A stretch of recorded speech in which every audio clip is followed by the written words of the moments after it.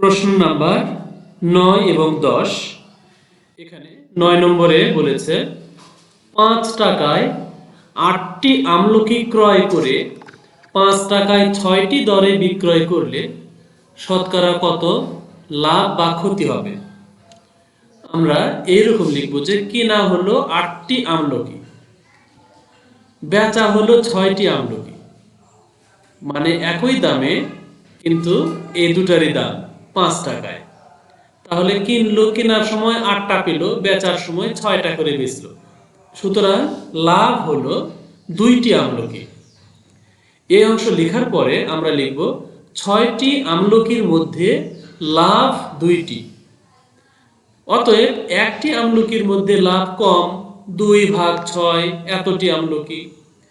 এখন 100টি আমলকির মধ্যে লাভ, এই 2/6 যা আছে তাই লিখব, লিখে 100 দ্বারা গুণ করব।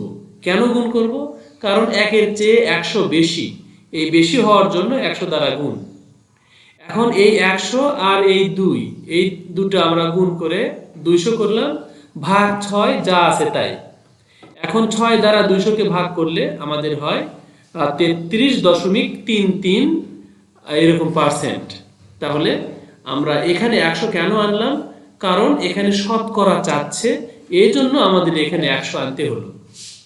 তাহলে আমাদের উত্তর হলো 33.33%, এত % লাভ। এরপরে 10 নম্বরে বলছে যে একটি গাড়ির বিক্রয় মূল্য গাড়িটির ক্রয় মূল্যের 4 ভাগের মানে 5 ভাগের 4 ভাগ এত অংশের সমান, শতকরা কত লাভ বা ক্ষতি হবে। শতকরা কত লাভ বা ক্ষতি হবে।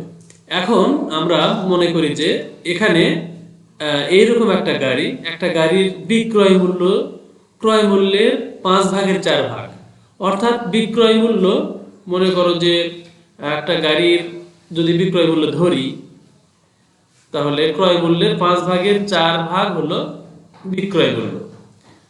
এখন আমরা এটাকে এইভাবে লিখতে পারি যে ধরি ক্রয় মূল্য 100 টাকা, 100 ধরে নিলাম, তাহলে বিক্রয় মূল্য 100 এর 4/5। এখন এটাকে যদি আমরা কাটাকাটি করি, 5 কুড়িং 100, কাটাকাটি করলে 20 হচ্ছে, 20 আর এই 4 গুণ করব। কেন গুণ করব? কারণ এর অর্থ হলো গুণ, তার মানে 4 কুড়িং 80 টাকা। এই যে 80 টাকা হলো, এইটা হলো আমাদের এখানে ক্রয় মূল্য বেশি হওয়ায় ক্ষতি হয়েছে।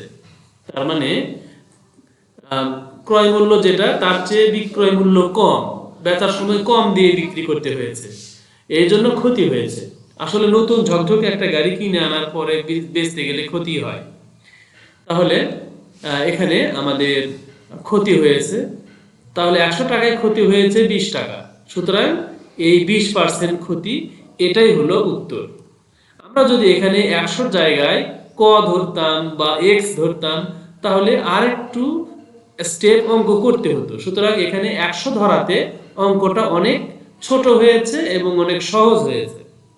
সুতরাং আমরা 9 এবং 10 নম্বর সমাধান করলাম। এখন একটা হোমওয়ার্ক তোমরা করবে, এটার অঙ্কটা সমাধান করে কমেন্টে শুধু উত্তরটা লিখে দিবে যে এখানে একক, দশক, শতক, হাজার, অযুত, লক্ষ, 25 লক্ষ টাকা দিয়ে একটি কার কিনে অর্ধেক মূল্যে বিক্রয় করলে বিক্রয় করলে কত টাকা হবে। তাহলে এটার অ্যান্সার তোমরা কমেন্টে লিখে দিবে। এরপরের অংশগুলো পরের ভিডিওতে দেখবো ইনশাআল্লাহ। আসসালামু আলাইকুম ওয়া রাহমাতুল্লাহ।